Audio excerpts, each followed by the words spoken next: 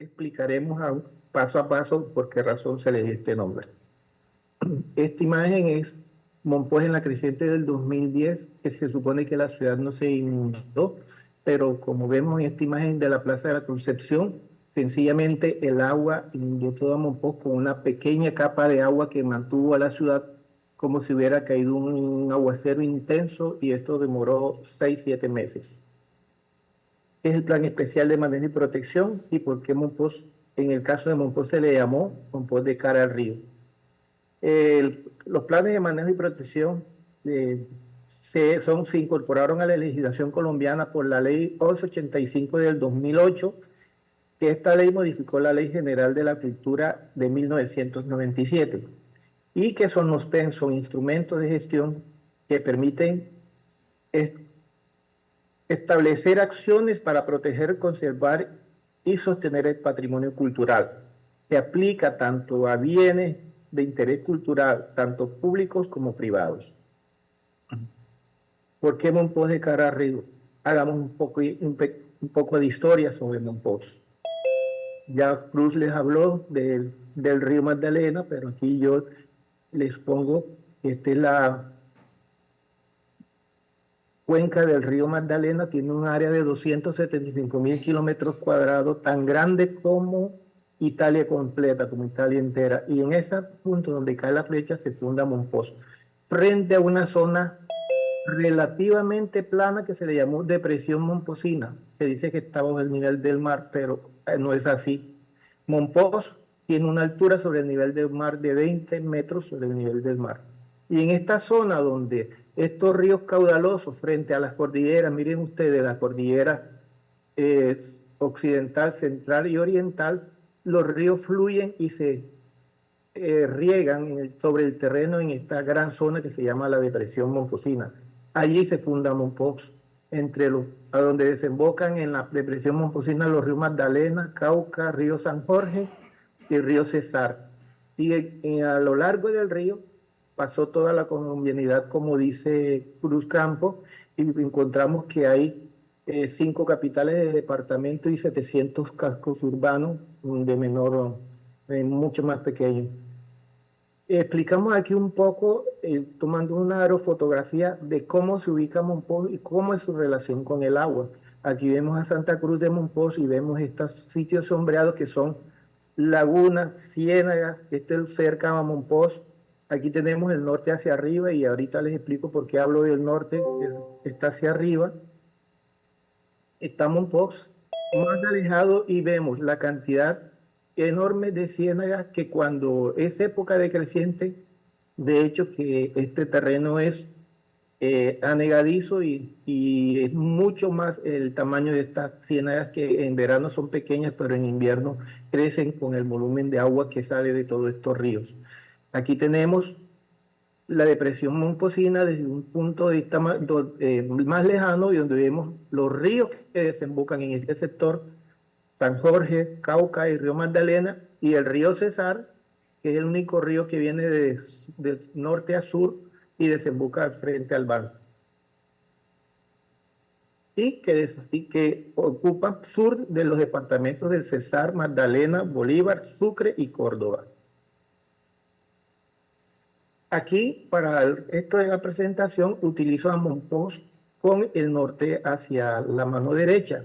Son esquemas que hice para un trabajo de morfología y tipología de la ciudad de Mompox, cómo evolucionó, y entonces utilicé estas formas para explicar cómo era la evolución, pero aquí voy a tratar por qué razón, cómo evolucionó Mompox y por qué razón el PEN se le llamó Mompox de cara al río.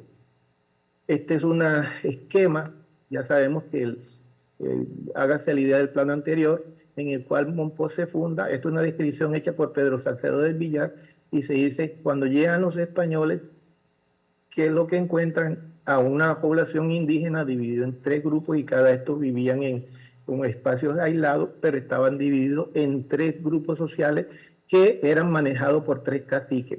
Se dice que el del centro era el cacique Mompox, el del sur era el cacique Mamón, y el de la parte norte era el cacique Susúa. Estos 2 últimos en condición de vasallo del cacique principal. Esta es otra descripción hecha en otro documento de estadística de Monpós, que explica básicamente la misma que Pedro Salcedo del Villar, pero bueno, esos son los elementos que vamos teniendo en cuenta para mirar la evolución de Monpós, cómo fue.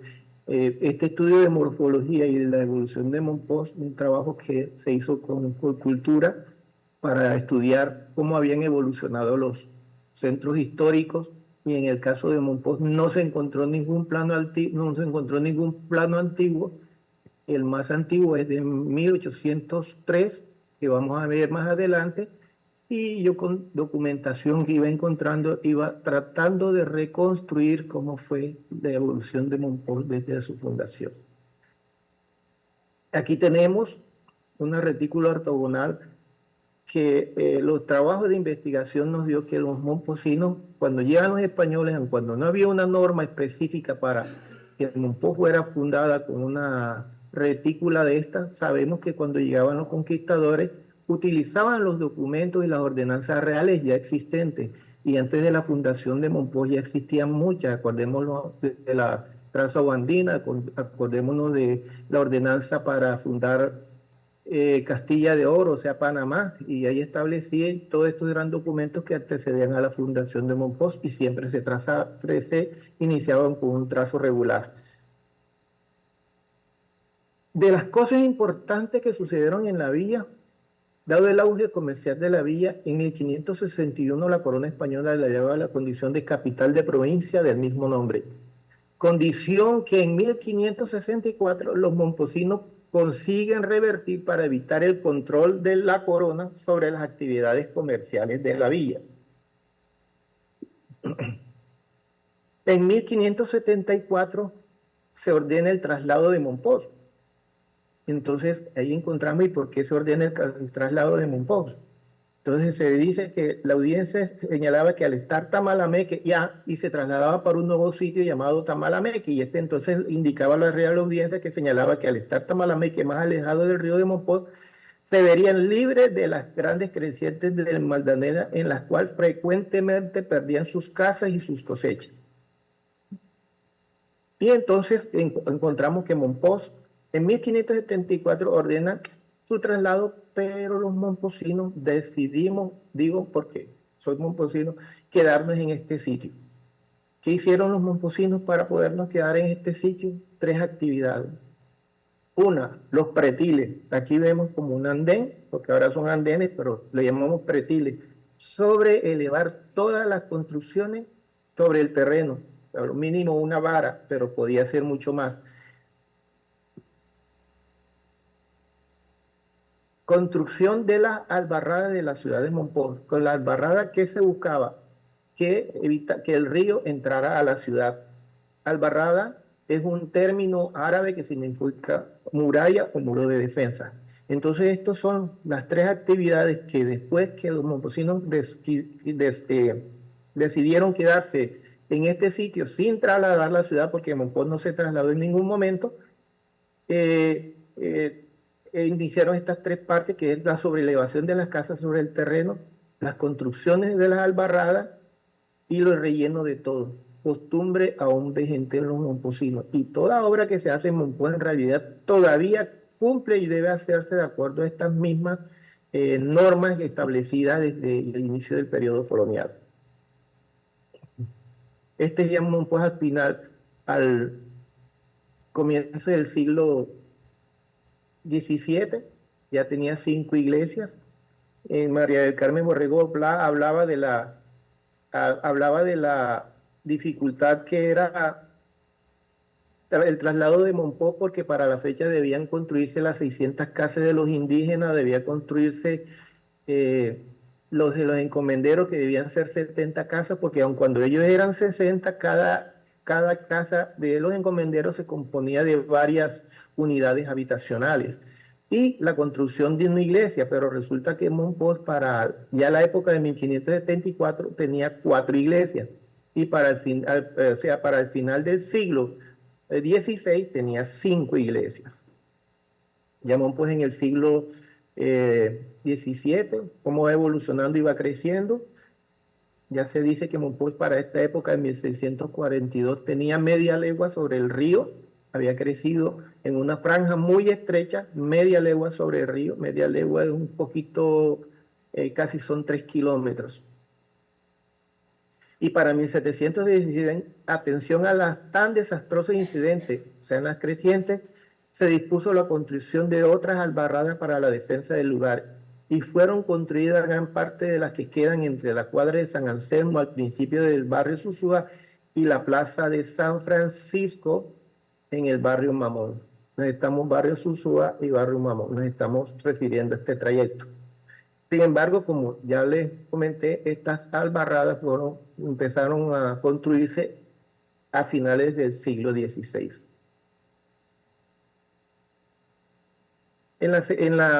Este es, llamo pues, en la segunda mitad del siglo XVIII, como ya también Cruz les comentó, que desde la nobleza criolla, Mompox fue una ciudad muy rica en el periodo colonial, sobre todo por él, que era la ciudad donde tenía la caja, en Mompox existía la caja real, manejaba la caja real, se hacía el quintaje real y se manejaba el comercio de la Nueva Granada, pero más que el comercio legal, lo más desarrollado en tamaño era el contrabando y permitió la creación de grandes capitales que según el sociólogo Orlando Falbol, en el apogeo del económico de la villa en el siglo XVIII, llegó a tener la mayor nobleza criolla de la Nueva Granada, que ya Cruz lo comentó, 4 marqueses y 2 condes. Todo este apogeo sostenido en el control de la boga, el comercio y el contrabando. En el siglo XIX, que es un siglo de cambio para Mompox, es un periodo decisivo de la ciudad, se funda, como ya Cruz Mariales comentó, la primera Universidad del Caribe colombiano, apoyado en José Celestino Mutis, cuyo primer director fue el subdirector de la expedición botánica, el clérigo Eloy Valenzuela, con una constitución del colegio que la educación aún hoy es muy avanzada si se aplicara los contenidos curriculares desarrollados en esa época para el Colegio Pinillo. El Colegio de Universidad de San Pedro Apóstol. Y este es un plano, el plano más antiguo de Mompox, en donde vemos que solamente vemos las manzanas que están sobre el río, sobre el brazo de Mompox, sobre el río, y de la parte de arriba el río va de de izquierda a derecha, va corriendo el río. Entonces propone un espolón que da como resultado, si ustedes ven, las flechas nos indican el espolón, da como resultado una zona que vemos en la realidad, en la fotografía contemporánea, pintada de verde, que es ese sector, pues sector de sedimentación, y allí se desarrolló lo que nosotros llamamos como el Bosque Santander, es una zona de sedimentación, y es de la parte sur. Y en la parte norte, como vemos, la parte que se sedimentó a raíz de las obras del ingeniero Vicente Talledo, y en la parte de San Francisco hacia abajo se desarrolló una gran zona que, como ustedes ven, terminó siendo urbanizada. Todos estos terrenos los cedió la alcaldía de Mompox durante muchos años, los otorgó, y aquí en esta parte Mompox le dio la espalda arriba. Originalmente todas estas manzanas eran completas y tenían su frente al río, pero en un momento histórico el río se llevó estas manzanas quedando incompletas. A principios del siglo XIX se hizo esta obra de ingeniería, se sedimentó, y al ocupar el terreno lo que hizo fue urbanizarse, pero dándole la espalda al río. Pero a los momposinos también se nos ocurrió en el siglo XIX dar el grito de independencia absoluta de España, bajo el lema ser libres o morir en el 1810. Y lo más contundente, en 1860, por primera vez, Mompox queda aislada, Santa Cruz de Mompox, por el Río Grande de la Magdalena. Por el efecto Coriolis y acciones antrópicas cambia su curso. Por el caño de Rosario que comunicaba desde el banco con el río Cauca, con la parte más arriba de Mangue, quedando el brazo de Monpós relegado y convertido en lo que hoy en día es casi un caño o un brazo menor. Debido a este desvío del cauce, Monpós queda aislado frecuentemente, ¿ya? Y este aislamiento hizo que las grandes familias, las grandes riquezas momposinas emigraran para diferentes rumbos.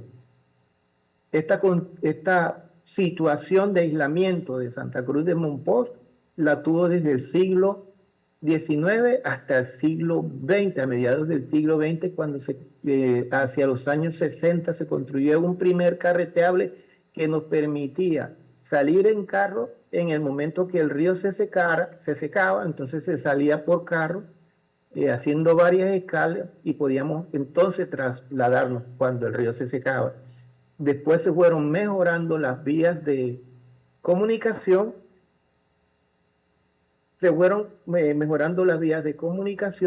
y se fue reemplazando el transporte fluvial por el transporte terrestre.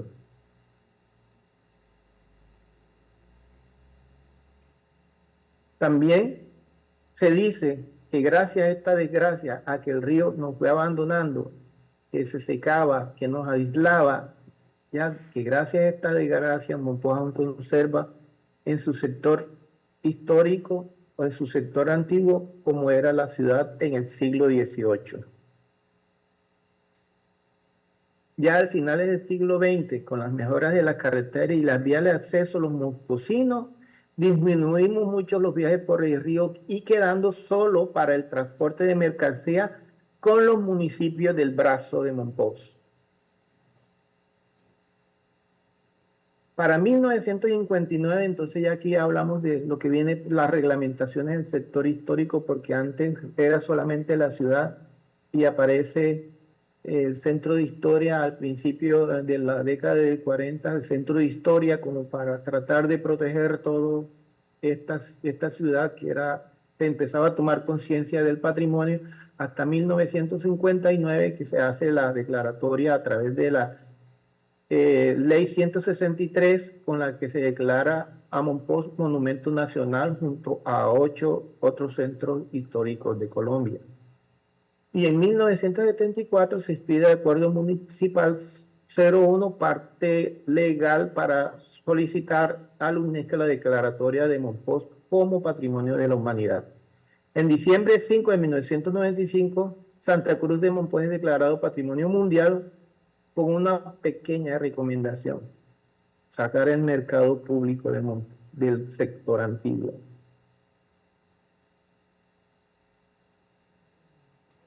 Lo que el comercio que aún sostenía el transporte por el río Magdalena desaparece y Monpós le da la espalda al río, porque así como desapareció el comercio del sector histórico, ya no había necesidad de traer las mercancías por el río, sino que era más fácil traerlos por las carreteras porque el mercado se había mudado lejos de la orilla del río. Y como tal, entonces el río frente a Monpós quedó que no se navegaba para nada. Le dimos la espalda al río. Las Albarradas, que era el sector comercial, entró en ruinas, pero vino el Plan Especial de Manejo y Protección, Monpós de cara al río. Esta es la razón por la que el Plan de Manejo y Protección se le diera este nombre, ¿no? Era necesario conseguir la reconexión de la ciudad con lo que fueron su primera vida, lo que le dio vida, lo que le dio su primer acceso y lo que le dio su presencia en la historia de Colombia. El Plan Especial de Manejo y Protección, un documento muy extenso en el cual podemos ver que se trataron muchos aspectos y cada uno de estos aspectos que ustedes ven en esta lista tienen unos subtítulos que también amplían cada uno de estos sectores. Pero el aspecto, Monpós de cara arriba, de los aspectos que se priorizaban en el PEN, el de obras públicas, ha sido el de mayor impacto y el que ha causado en la ciudad. Las obras del Plan Especial de Manejo y Protección priorizaron las obras de la Plaza de la Concepción, el tramo de la Albarrada número 1, Debo decir que estas obras han sido ejecutadas todo por la Nación, en el cual el Ministerio de Cultura ha acompañado, en la cual también la Gobernación de Bolívar en algunas de estas etapas ha acompañado a las obras, pero no ha sido libre de controversias. Así hay un grupo muy controvertido que no se puede hacer algo en Monpós, que siempre está diciendo qué les parece y qué no les parece.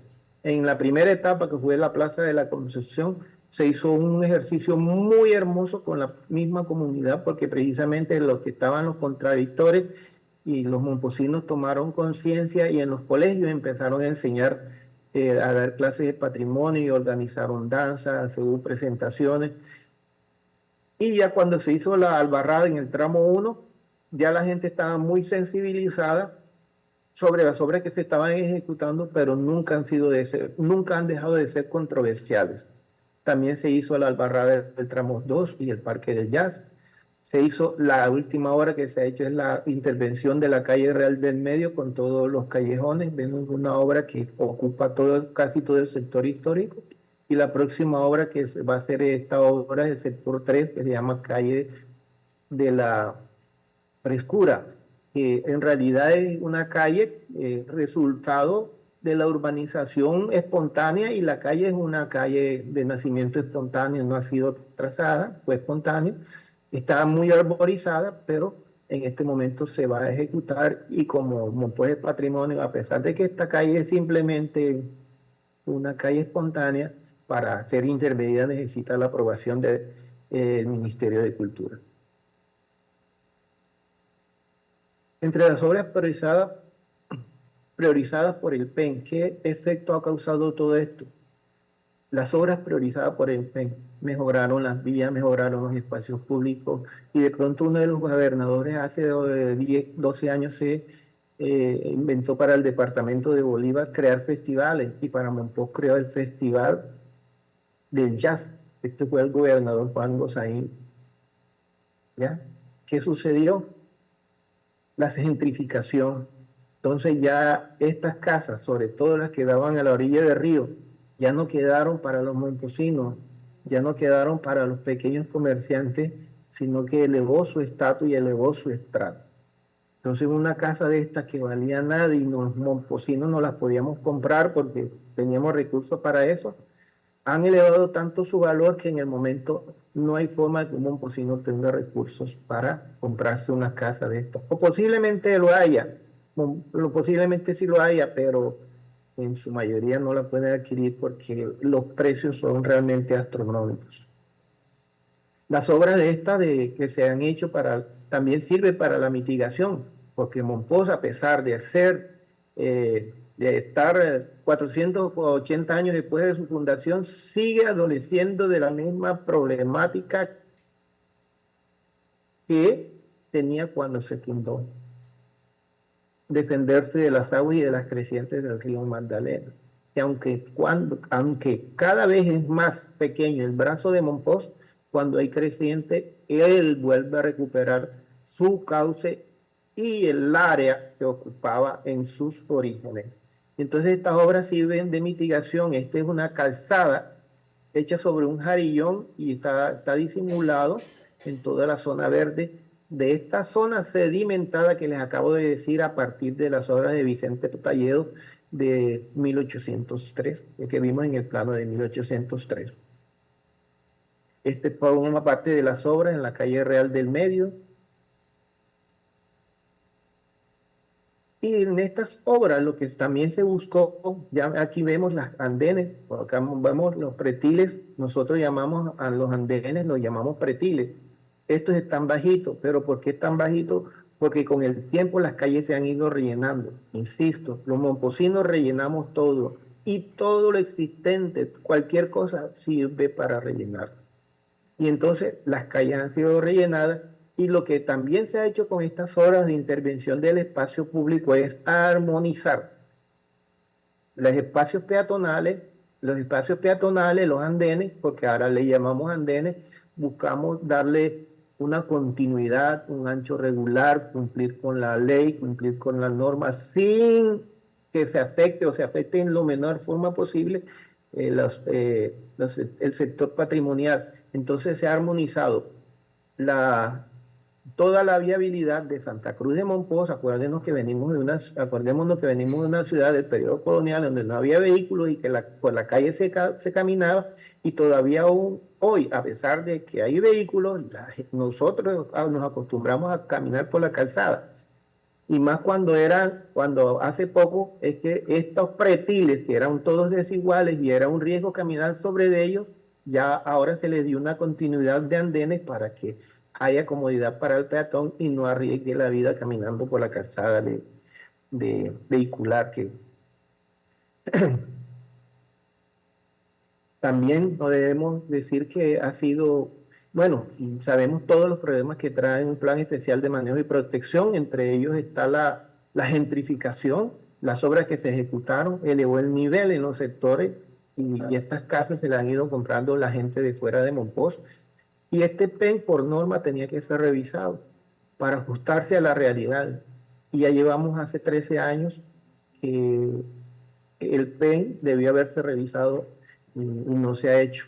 Y entonces por esto, por lo que ustedes acaban de ver, la evolución histórica de la ciudad, en el momento en que se desconectó del río, en que ya no necesitó más el río para transporte, y como el PEN, tratando de volver a unir el Monpós con el río, elevó su nivel. Y entonces, no sé si para bien o para mal, de pronto para bien desde el punto de vista económico, estético, social.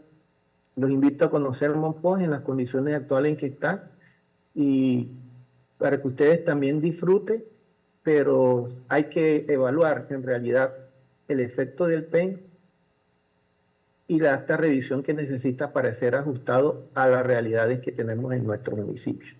Muchas gracias. Es todo en nuestra presentación.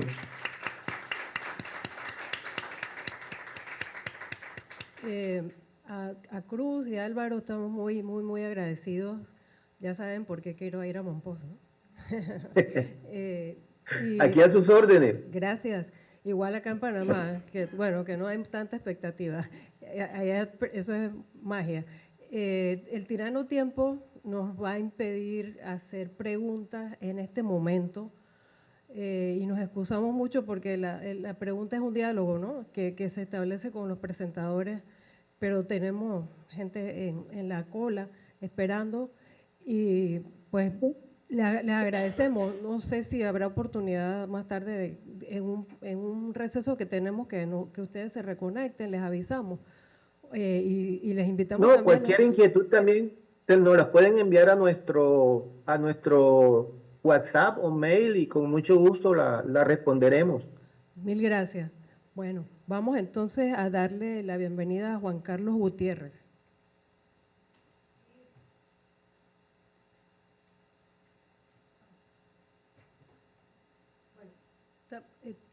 Por favor, Cruz y Álvaro, hay que cerrar la presentación. Hola, ¿cómo están? Muy buenos días. ¿Me escuchan?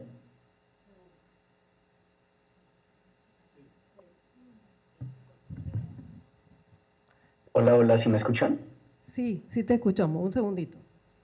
Bueno.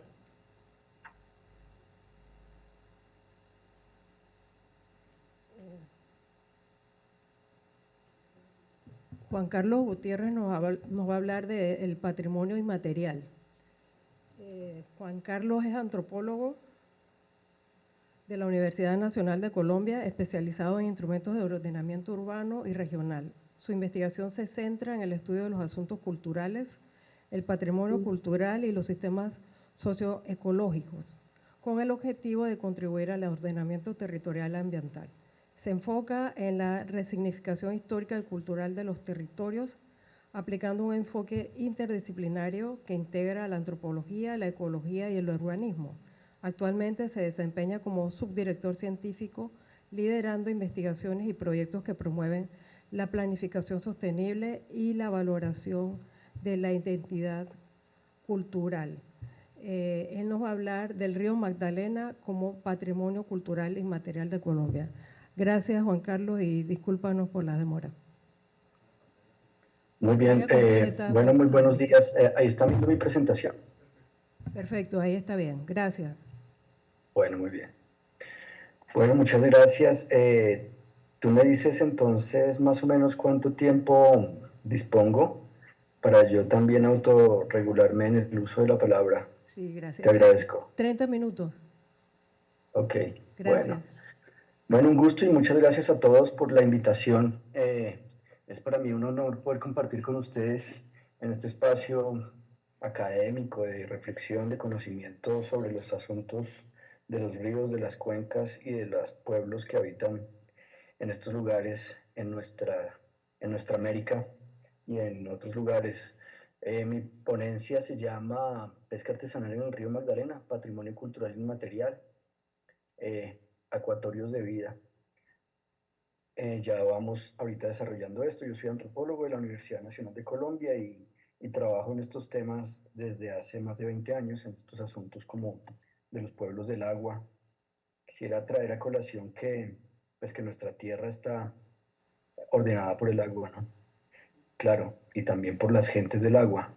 A donde nosotros vamos, a donde nosotros recorramos, pues la gente, nosotros, históricamente, como humanos, pero también todos los seres de las distintas especies, pues nos hemos ubicado alrededor de donde conseguimos esta fuente vital y esta esencia y principio de vida que es el agua. Nomás aquí en Sudamérica, pues tenemos unas cuencas muy importantes. Hoy vamos a hablar de la cuenca del río Magdalena, y quiero hablar como también de esa dinámica que hace que las personas que habitan los lugares, por ejemplo, de las planicies inundables, de las zonas costaneras, de los deltas, y no solo los deltas bajos, también los valles interandinos, como los valles que ocurren, que se sucedieron geológicamente en Colombia, esos valles tienen una serie de dinámicas que terminan en una forma de habitar el lugar a partir de unos sistemas socioecológicos. Esa base de las dinámicas longitudinales, aguas arriba y aguas abajo, esas formas en las que las aguas recorren las laderas a derecha e izquierda, a oriente y a occidente, norte y sur, en donde justamente el agua termina juntando territorios y no separándolos, como hoy en tantos lugares termina siendo tan dramático, el caso del río Bravo allá, en la separación artificial, digo artificial, o sea, humana, en esa zona entre México y Estados Unidos, o acá el río Magdalena separa departamentos, y yo soy de este departamento y yo soy el otro, cuando la realidad es que los pueblos justamente han estado integrados y vinculados por esa dinámica de los ríos. Eso se llama, por ejemplo, acá, en esa imagen que está acá, es la dinámica lateral que hace que los ríos desborden, que hace que los ríos no estén contenidos entre diques como artificialmente los hemos impuesto. Después vamos a seguir hablando de eso. También está la dinámica vertical, y es como se integra también, por supuesto, los ríos voladores con las fuentes subterráneas de agua, y cómo cuando se toca una zona en la ladera, en la montaña, en las partes altas, en las cabeceras, se está afectando directamente por vasos comunicantes lo que está pasando abajo. Entonces aquí nosotros también tratamos de traer una reflexión ecológica, digamos, de análisis complejo de los sistemas socioecológicos para entender además que esas dinámicas del agua también cambian de manera constante en el tiempo.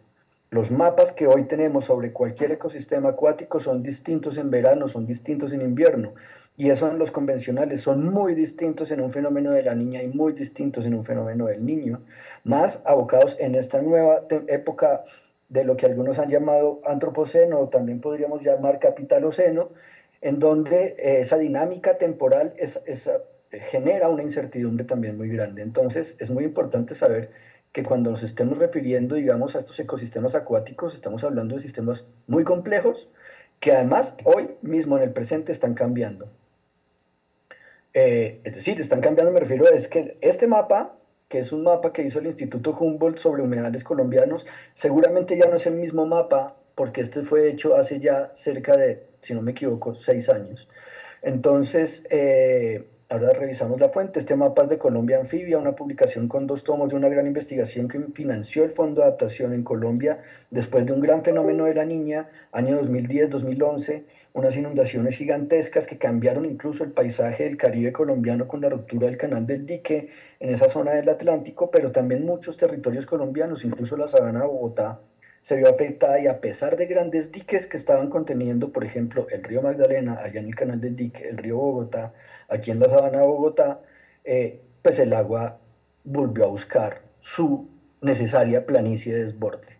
Es decir, está la fuerza del agua, está su cantidad acumulada en poco tiempo que hace que, pues, que esos artificios que hemos ingeniado para contener esa dinámica, esa energía, pues muchas veces claramente no, serán, no son ni serán suficientes.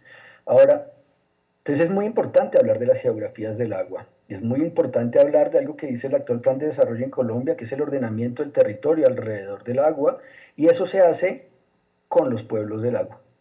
No hay forma de hacerlo. No hay, claro, sí hay otras formas de hacerlo, claro, con, no sé, solamente con ingenieros hidráulicos, o solamente con ecólogos, o solamente con geógrafos, con sistemas de información geográfica, claro, pero el acuerdo sobre lo que se declara, el acuerdo sobre los instrumentos de ordenamiento, el acuerdo sobre los sistemas de manejo, debe ser y en eso, digamos, desde la fundación y en mi investigación y proceso de trabajo personal, consideramos que debe ser sí o sí en consideración, en acuerdo, en comanejo con los pueblos del agua. Esas planicies inundables, por ejemplo, en el caso del Valle del Magdalena, megadiversas de bosques, de caños interconectados, ahora algunos taponados, playones, afortunadamente algunos quedan aún, ríos y pueblos multiculturales, por siglos han configurado esos paisajes. En cerca de 30 millones de hectáreas, según este mapa, un 26% del territorio continental colombiano. Y se trata de un proceso de coevolución de larga duración, de muy larga duración. El valle del río Magdalena ha sido habitado con fuentes distintas, algunos más, digamos, menos atrevidos hablan de unas cifras de 11.000 años en la zona del Valle Medio del Magdalena, pero otros también en estudios que están terminando de verificarse en la zona de Pubenza, en Tocaima, hay algunos vestigios que se lanzan hasta 16.000 años de antigüedad en el Valle del Magdalena. No solamente los sitios más antiguos en esa zona, sino incluso de Colombia. Entonces nosotros en América Latina necesitamos unas ciencias humanas y unas epistemologías que vuelvan a trabajar y profundicen en esta historia.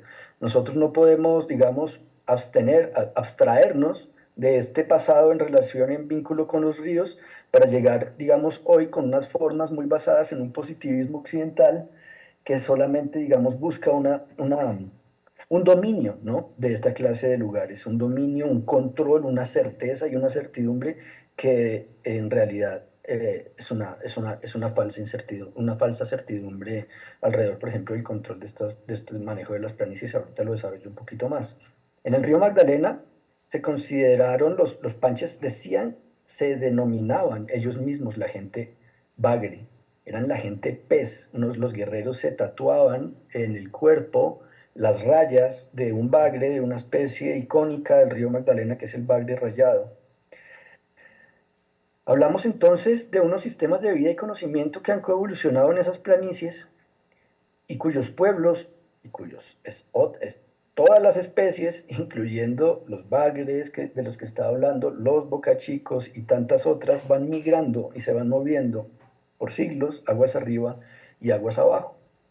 Y eso ha dado a un sistema de poblamiento de larga duración de un conjunto de poblaciones que han desarrollado unos sistemas de conocimientos, unos sistemas de hábitat, de representación, de relaciones simbólicas y materiales, en ese intercambio de energía de agua y tierra, en esa inmensa zona anfibia, en todo este territorio colombiano que ordena el río Magdalena. Y es que el río Magdalena es también todos sus grandes afluentes, es la macrocuenca del Magdalena Cauca. Y ahorita lo estaban diciendo los amigos de Monpós muy claramente. Esta zona de confluencia, por ejemplo, es muy interesante esa zona de confluencia de aguas Es una estrella fluvial, es una especie de delta interior que integra todo el río Magdalena. Cuando se le junta el río Cauca, se le une a ese el río San Jorge, viene el río Magdalena al que le acaba de llegar el río Cesar, y toda esa unidad espacial muy grande de la gran zona de la depresión momposina que integra la zona de la Mojana fue habitada por muchos años y hoy aún por pueblos zenús. Hoy aún hay cabildos zenús reclamando un lugar en las decisiones sobre el ordenamiento del territorio alrededor del agua en todo este lugar. Esta es una representación de los ancestros de los actuales zenús que tuvieron una ocupación por cerca de 12 siglos e incluso mucho más tiempo, pero 12 siglos de forma muy activa, haciendo un ejercicio, digamos, de ordenación en reconocimiento de las dinámicas de esas crecientes y esa estrella fluvial de la que estaba hablando ahorita, hace un momento, en esa confluencia del río Magdalena con el Cauca, el San Jorge y un Magdalena al que le acaba de llegar el río Cesar en la Ciénaga de Zapatosa. Esta es una planicie de inundación baja en donde ellos, sabiendo y reconociendo que los ríos iban a seguir teniendo y venían teniendo por milenios, y ellos pues en su reconocimiento de sus generaciones por siglos, habían venido inundando, lo que deciden es hacer un sistema de canales y camellones, ¿no? Unos canales que cavan y los sedimentos que van retirando los acumulan en camellones del entorno, en esa especie de forma de espina de pescado como aparece ahí en la imagen, y allí en esas partes altas, en esos aterrados, diseñan un conjunto de tecnologías para habitar de manera permanente y constante, y no solo habitar, sino habitar bien, porque esos mismos sedimentos les producían a ellos unos suelos muy ricos en materia orgánica y demás, una agricultura muy poderosa, acompañada de pesca, acompañada de la recolección de frutos de esos bosques y esas zonas aledañas en esas tierras. Y fíjese que eso no solo ocurrió en esa zona del Valle del Magdalena, ocurrió también en la parte alta del río Magdalena, en la cuenca alta del río, media del río Bogotá, en los humedales del entorno del río Bogotá. Aquí ustedes ven, esta imagen es más o menos de 1942, una fotografía aérea de un humedal aquí en la ciudad de Bogotá. Yo estoy localizado en este momento aquí en Bogotá, y este es el humedal de la Conejera. Los muiscas que habitaban este territorio llamaban a esto chucuas, y Chucua es una tierra de pesca, es una tierra de labranza. Tibauyes, por ejemplo, acá, que es el humedal que estamos viendo, que es vecino del humedal de la Conejera, y todo esto era el mismo sistema de humedales, ahora ya está, digamos, fraccionado. Tibauyes significa tierra de labradores y Chucua significa pesquería. Entonces, lo que está denominando esa toponimia claramente es cómo había un sistema biocultural adaptativo que vivía bien o en abundancia gracias a ese manejo que ellos le habían dado. Pescadores, ustedes saben, aquí esta es una imagen. Los pescadores son descendientes de distintos pueblos. Ya hablé ahorita de los pueblos indígenas del Caribe colombiano y de toda la zona del Valle Medio, incluso Alto del Magdalena. No hablé de ellos, pero hablé de Panches, hablé de la zona de los Zenúes en el norte. Pero también los pescadores tienen un origen muy importante en los pueblos afrocolombianos, descendientes de esos bogas que venían aguas arriba y aguas abajo en estas embarcaciones trayendo y llevando gente, mercancías y demás, en una forma de explotación esclava muy ruda, muy fuerte, que terminó con muertos, miles de muertos de ellos, pero también con muchos de ellos que fueron asentándose y quedándose en pueblos de indios o generando cimarronaje, es decir, procesos, digamos, emancipatorios en nuevos pueblos, metidos allá en rincones de ciénagas, en rincones de caños, a las orillas de los ríos, a donde no les interesaba a los pueblos de españoles quedarse mucho, porque eran zonas justamente anegadizas, de difícil manejo, y donde se requería una experticia pues, para vivir. Hace años decidimos hacer una entrada muy importante a esta zona del río y empezamos a hablar de acuatorios. Incluso en el 2016 producimos un documento que se llama Río Magdalena, bien común, de acuatorios y sistemas de producción en paisajes y geografías del agua, para denotar cómo esa territorialidad No, no, la palabra territorio está aludiendo siempre a una ordenación desde la tierra. Territorio es el lugar de tierra de alguien. Nosotros entonces empezamos a discutirlo y propongo ahí hablar de acuatorios, así de una manera análoga, incluso casi muy simultánea con algo que venía ocurriendo en el Caribe, donde otras personas, otros investigadores en trabajos también con comunidades, digamos, anfibias, pero del mar, eh, o marinas, empezaron a hablar de maritorios. Entonces, ¿de qué se trata? Pues de espacios de hábitat y relaciones simbólicas y productivas determinadas por esa coevolución y adaptación de sistemas bioculturales de pescadores y poblaciones en esas geografías de lo anfibio. Muchos conflictos en estos territorios y en el Valle del Magdalena. Nosotros hicimos un trabajo en el Magdalena Medio, en esa zona de Simití, San Pablo y Cantagallo, y también en la zona de Barranca Bermeja y en el sur del Cesar, en donde identificamos este universo de problemáticas que se llevaría a una ponencia o dos o tres, cada una de esas. Colombia es un país que tiene una historia, no sé qué pita, ¿alguien está solicitando la palabra o algo?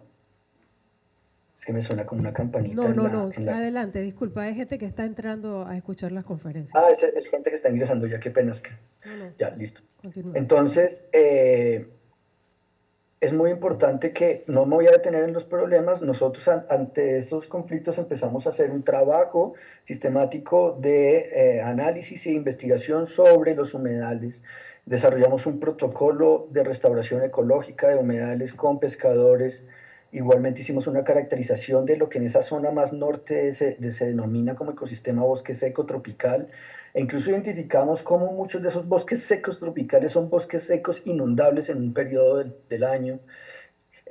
Aquí hay unas imágenes de antiguos pueblos de pescadores allá arriba, pues antiguos digo, pero en esta generación. Esta foto es por allá del año 80 en Puerto Capulco, en Gamarra. Y ahora es la foto que está más abajo, es en el 2017 en Puerto Acapulco, un puerto de carbón sobre lo que era ese puerto de pescadores. Hay una apropiación por desposesión de los bienes comunes. En ese libro que les estaba mostrando, en esa revista OPCA, hay varios artículos que desarrollan esa noción de los bienes comunes. Y para esta discusión o para esta reflexión, pues asumimos que el conocimiento y la tradición, asumimos que el río y sus aguas y su biodiversidad, que todo ese conjunto de ordenación tradicional o pública y comunitaria de los ríos es un bien común que debe ser manejado como tal y por lo tanto defendido en medio de de una crisis de modelo social que viene desde hace muchas décadas y de producción que ha avasallado esos ecosistemas. Alrededor de esos trabajos hicimos este conjunto de trabajos. Todo esto es solamente una presentación. Aquí, a los que les interese esa parte más de restauración ecológica o socioecológica, ahí están los documentos, están los protocolos de manejo y gestión. Nosotros aún hoy estamos trabajando en la restauración ecológica en las zonas, en el río Cesar y en la zona de La Mojana, principalmente en el sur de La Mojana. Aquí hay, por ejemplo, esto que es una alerta latente y aún hoy sigue. Nosotros hacemos parte de un proceso que se llama Colombia Libre de Fracking, y en ese proceso pues nosotros estamos diciendo porque afectar los humedales es afectar ese sistema de conocimientos y afectar esos pueblos del agua. Esta es la zona donde se quiere hacer fracking, unos humedales donde hay unos pescadores activos, digamos, con las asociaciones y pueblos de pescadores. Entonces, ¿cómo avanzamos en todo esto? Investigación Acción Participativa a los 100 años del nacimiento de Orlando Fals Borda. Es muy importante ese reconocimiento sobre su visión de esa Colombia anfibia, sobre su visión de estos pueblos del Caribe colombiano y sus sistemas de saberes y conocimientos. Hay que cartografiar de nuevo, hay que hacerlo ciénaga a ciénaga, hay que hacerlo caño a caño, hay que hacerlo corregimiento a vereda, hay que hacerlo e irlo escalando y encontrarse entre los distintos saberes, también con la ciencia y con la técnica, para denotar esa complejidad que es un humedal, que es más allá que un mapa, porque si ustedes se dan cuenta, me devuelvo rapidísimo, este mapa a veces los mapas, y este es un mapa complejo y ellos desarrollaron un sistema complejo de análisis. Pero si ustedes se dan cuenta, solamente tiene una gradación de colores, y esa gradación de colores va desde donde hay humedales más permanentes a los temporales y ocasionales, y en esa gradación. En este mapa, hecho con ellos, y eso que puede desarrollarse mucho más complejamente, es solamente un rincón de la Ciénaga Zapatosa, en una zona que se llama Saloa, en el municipio de Chimichagua, desembocadura del río Cesar a la Ciénaga Ramsar, sitio Ramsar, Ciénaga de Zapatosa. Ellos acá pintan lo que debe ordenar, lo que debe tenerse cuidado, es decir, a todo lo que aparece acá hay que darle alguna clase de manejo. Aquí hay presencia de biodiversidad de distinto orden en el agua, de aves, de reptiles, de anfibios, hay plantas, hay vegetación, hay bosque seco, hay vientos, hay corrientes, y hay una cantidad de unidades espaciales de toponimias hechas y denotadas por la gente, pues que aún bien lo hemos conocido etnográficamente, aún no son parte real del ordenamiento acordado entre comunidades y el Estado. Máximo se declara como zona de humedales, máximo se llega a un plan de manejo, y lamentablemente aún esos planes de manejo no tienen instrumentos de financiamiento que permitan que las comunidades hagan un comanejo. Mira, aquí está, por ejemplo, esto fue uno de los primeros talleres que hicimos en Barranca Bermeja, en un humedal que se llama El Llanito. Eso es un distrito regional de manejo integrado Llanito San Silvestre, bajo Río Sogamoso, en la desembocadura ahí al río Magdalena. Estas son las distintas unidades espaciales, y cada una de ellas tiene un conocimiento profundo por parte de sus habitantes, en este caso pescadores artesanales. Caños, bocas, rincones, canales, quebradas, cuerpos de la ciénaga, pozas, palizadas, firmales, aguas someras, parches de vegetación, playones, sabanas, playas, bosques, franjas naturales, diques, rompidas, puertos mayores, puertos menores, islas, etc.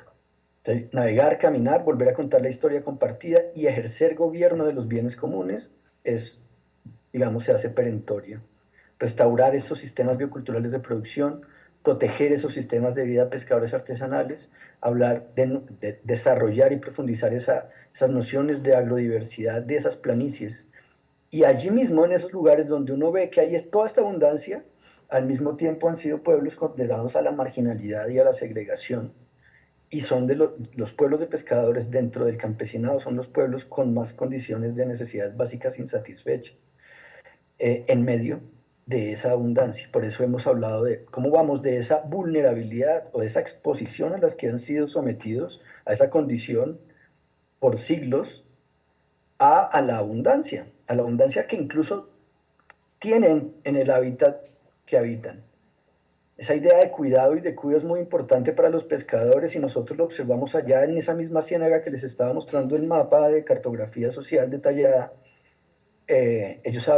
Los acuerdos de manejo y los acuerdos de uso, ellos los denominan el cuido, en mayúscula, con nombre propio. Entonces, cuando hemos hecho el cuido, y empiezan a hablar de sus acuerdos sobre zonas, sobre tiempos, sobre artes y demás, todo eso empezamos a recogerlo nosotros desde el año 2016 con este equipo interdisciplinario que les estaba diciendo, y se propone en esa conversación con asociaciones de pescadores del río Magdalena que postulemos esto dentro del marco de la política de patrimonio cultural inmaterial colombiano. ¿Cuánto tiempo llevo? Me quedan, tú sabes, me quedan como 10 minutos o 15. 10. 10 o 15. Bueno, proponemos y se hace un acuerdo con el Instituto Colombiano de Antropología para hacer un primer dossier. Ese dossier empieza a hacer una investigación con todos estos elementos bioculturales de los que estamos hablando, de elementos en el agua, elementos en la zona anfibia, de cuáles son las aves, cuáles son las especies que quedan, cuáles están en vulnerabilidad, cuáles se han extinto ya. Nos vamos a hacer un análisis en 3 ventanas: en el Alto Magdalena, en Natagaima, Saldaña y Purificación; en el Magdalena Medio, en unos municipios que se llaman Morales, Gamarra y Simití; y en el Bajo Magdalena, en una zona de Santa Bárbara de Pinto y Plato Magdalena, eso es abajito ahí de Monpó. ¿De qué? De Magangue.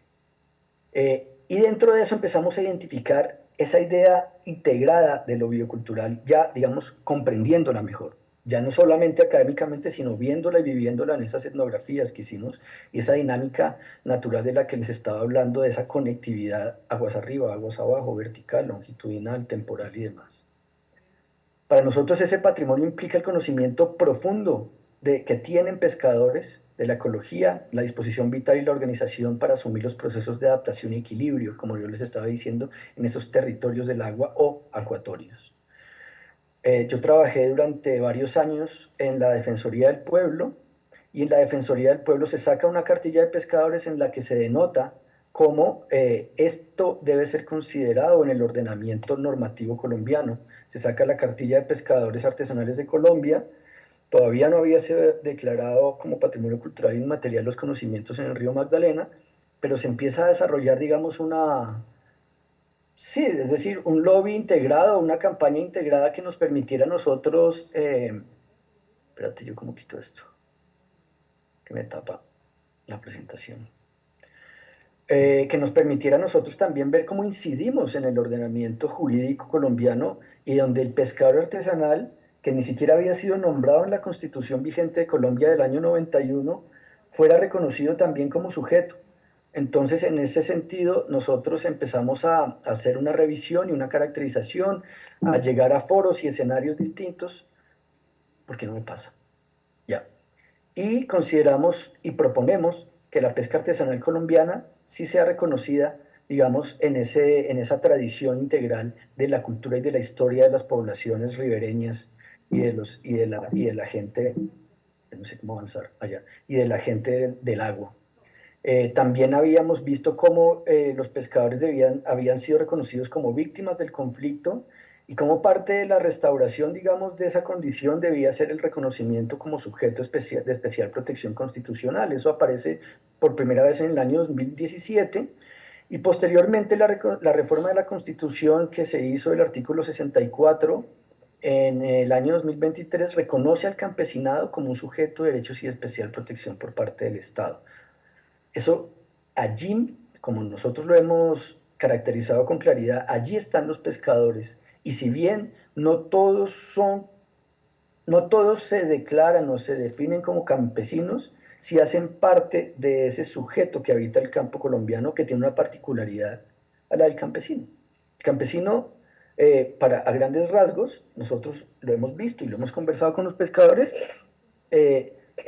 digamos, tiene una relación y un vínculo ahí sí claramente con la tierra, con su territorio, con su cuenca, con su espacio vital donde tiene desarrollos distintos de economías campesinas, no solamente agrícolas, también de pequeña ganadería, de tenencia de animales menores, de aprovechamiento de recursos, claro. Pero el pescador, en cambio, en general en Colombia no tiene tierra, no tiene tierra para agricultura, solamente la que ocasionalmente aprovecha en los playones y en las islas cuando se retiran las aguas. Y si bien sí ha sido su tierra legítimamente, históricamente, no ha sido así reconocido por el Estado colombiano desde que se crea la República. Obviamente en la colonia no se reconoció, tampoco se reconoció en la República, y hoy aún el reto es cómo reconocer esos sujetos que habitan en un manglar, esos sujetos que habitan en una orilla o incluso en una isla y cuyos bienes han sido declarados que son bienes de la nación, cuya tierra o cuyo espacio vital se ha dicho eso es baldío de la nación, esos son bienes públicos de la nación, y no se ha llegado a acuerdos en esa línea. Eso es tema de otra ponencia. Y en estos últimos minutos, entonces me concentro en el plan de salvaguardia. ¿Qué pasó entonces? Que se presenta en el 2019 al Consejo Nacional de Patrimonio esa caracterización que les comenté que habíamos iniciado en el año 2016, ese diagnóstico, se postula, se dice sí es patrimonio, pero para que sea incluido en la lista nacional representativa debe desarrollarse participativamente un plan especial de salvaguardia. Ese plan se formuló del 2019 al 2022 y en diciembre se aprobó ya y se solicita la inclusión en la lista nacional representativa de patrimonio cultural, el sistema de conocimientos de pesca artesanal en el río Magdalena y en sus afluentes. Es un resultado muy importante de trabajo. Aquí está como la cadena, yo después les mando la presentación, como la cadena que nos llevó a esa a ese logro. Y ¿cómo se ordenó el pez? Ahora, como para entrar un poquito en el detalle, es un río muy grande, ¿no? Es un río que desde su nacimiento hasta la desembocadura, el nacimiento es aquí en la parte de abajo del mapa, la desembocadura es en la parte superior del mapa. Eh, de aguas arriba, aguas abajo son cerca de 1.600 kilómetros del río. Ahora, la planicie inundable empieza en la zona ya un poco más intermedia del Huila, y allí escogimos, a lo largo, desde esa zona hasta Barranquilla, en el barrio Las Flores, escogimos 13 ventanas, participativamente, recorriendo el río, conversando con las organizaciones, con las federaciones que agrupan varias asociaciones, con la Mesa Nacional de Pescadores Artesanales. Escogimos estas 13 ventanas y sabemos que puede haber muchas otras, pero en estas 13 ventanas nosotros ordenamos el plan. Y ese plan ordena, digamos, o más, sí, ordena, me refiero no de mandar, sino ordena en términos de estructurar los conocimientos sobre vientos y navegación, sobre los calendarios de pesca, sobre los conocimientos que tiene sobre la tierra, sobre la medicina tradicional, el estilo tecnológico de todas sus manifestaciones, el conocimiento que tienen sobre los patrones de territorialidad, la memoria poética y esa ecología simbólica de los cantos, de la forma en la que se componen, en la que se hacen décimas alrededor de todos estos ecosistemas, pero también las ciencias campesinas y pescadoras del agua y la tierra, ¿no? Así que son expertos en botánica, son expertos en navegación, en astronomía, en vientos, en suelos, en migración de animales, en biodiversidad, etcétera, en cocina, en conservación de alimentos, tal. El PES se organizó alrededor de estas 5 líneas, que son soberanía alimentaria, no las voy a desarrollar, ya no nos da el tiempo, educación e investigación, arte y comunicación, participación e incidencia política, nos referimos a esto, participación a los planes de desarrollo, a los planes de ordenamiento, a los instrumentos de manejo de las áreas protegidas y a tantas otras posibilidades de instrumentos de política. Y estructuramos una plataforma interactiva, que es el punto que aparece ahí como 5, que es la subienda. La subienda se llama en Colombia a la migración de los peces, y cuando salen de las ciénagas aguas arriba, llegan los pescadores, llegan incluso personas que no son pescadoras y sacan peces. Cada vez hay menos subienda, incluso hay gente que ha dicho, se acabó la subienda. Pues todavía no se ha terminado, claramente no podemos dar el río, ni mucho menos, por moribundo, pero sí es un río muy afectado y cuyas especies y habitantes, incluyendo los humanos que habitan en las orillas del río, en unos procesos, digamos, de pérdida de condiciones que no tuvieron siempre antes, ha sido siempre un río de tanta abundancia que, como les he mostrado, pues ha sido el que ha permitido un poblamiento de miles de años. También hicimos una caracterización y unas propuestas alrededor de las distintas técnicas de pesca, aquí hay algunas de ellas, hay muchas otras. También sobre los distintos oficios, hay un video, un documental que hicimos muy corto, en donde uno de los pescadores dice es que ser pescador es más que saber de pesca. Entonces nosotros aquí no estamos hablando estrictamente del oficio de salir a pescar y capturar o cazar un pez y traerlo. Estamos hablando del modo de vida del sistema de pescadores. Y en ese modo de vida tenemos también la familia de los pescadores, en donde, por ejemplo, esta imagen es basada en una foto. Aquí es un grupo de mujeres, la mayoría, con excepción del señor que está aquí de espaldas, en donde es una foto tomada en Zapatosa, en donde ellas salen, capturan con nasa, traen el barbú, que es el nicuro, y empiezan a arreglarlo, y es la forma en la que ellas generan no solo alimento para sus casas, sino un ingreso adicional con la venta del excedente de la pesca. Entonces, ser pescador es también quienes arreglan. Ser pescador o modo de vida de pescadores es también el que es calafatero y experto en la fabricación de embarcaciones, el que patronea, no solo el que lanza la atarraya o el anzuelo o las distintas artes, los tejedores, los enhieladores, compradoras y compradoras, componedoras, las cocineras, los, lo- la- los hombres que salen al rancho también, que cocinan allá y que esperan a que los demás compañeros pesquen durante toda la noche. Bueno, entonces es ese universo de pesca, de vida, descendiente de pueblos indígenas, de pueblos negros, de pueblos campesinos sin tierra que se han alojado allí y por generaciones han intentado y han hecho posible habitar ese lugar. Se creó un comité gestor. Ese comité gestor hoy está apoyado por el Ministerio de Cultura. Ese comité gestor tiene hoy un apoyo también en algunas de las iniciativas de las que les he comentado acá que quedaron en el Plan Especial de Salvaguardia. Está constituido a lo largo de esas 13 ventanas que les estaba diciendo, pero también transversalmente por comités de mujeres, por comité juvenil, y se hacen unas reuniones cada que se puede, porque, como les decía, no hay un recurso permanente. Es una debilidad clarísima de todo eso, pero pues creemos nosotros que ese comité gestor está haciendo muchas cosas interesantes. Y en este link pueden ver también una animación que hicimos sobre la ruta que nos llevó a la construcción del PES, Plan Especial de Salvaguardia. Hicimos este juego de palabras con el PES y bueno, yo creo que dejo acá. Estas son unas cartografías sociales hechas por María Benítez, es una líder pescadora, hija de pescadores, de Gamarra, en el Cesar. Y el señor que está aquí abajo a la derecha, en su momento era el director del Instituto Geográfico Agustín Codazzi, y esto fue uno de los primeros trabajos que hicimos en la zona en el año entre el 2009 y el 2011, en el río Magdalena, en donde ella le está diciendo en su cartografía, esto no aparece. El Agustín Codazzi es el Instituto Geográfico Colombiano, el encargado de la cartografía oficial colombiana. Y cuando fue a mostrarle dónde estaba alguno de estos rincones de Ciénaga, no aparecían los mapas del Instituto Geográfico Agustín Codazzi. Y nada, entonces creo que eso se explica como solo.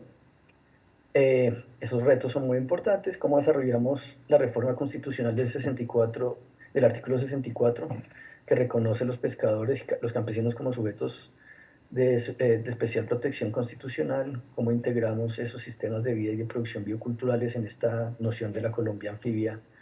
Estos son unos pescadores rescatando una manatí a la que le habían llamado Soledad. Después del fenómeno de la niña, ya termino con esta escena, se retiraron las aguas, quedó una poza pequeña, quedó una manatí bebé, digamos, como de 2, 3 meses abandonada, ella no salió con su familia de manatís, y estos pescadores la cuidaron, y ya cuando estaba muy grande y la ciénaga estaba desconectada del río, no volvió a crecer tanto el río como en el fenómeno de la niña para reconectar esta poza aislada. Entonces ellos están aquí en el momento en el que la van a sacar de nuevo, después de que ella vivió con ellos ahí en esa ciénaga como 1 año y medio. Ellos están ahí cogiendo unas mallas tradicionales, las van a subir a la canoa para llevarla de nuevo al cuerpo de agua. Ellos son los sujetos y los guardianes y los protectores de las ciénagas, de los ríos y de esta Colombia anfibia. Bueno, muchas gracias. Ay, mil gracias a ti. Qué belleza.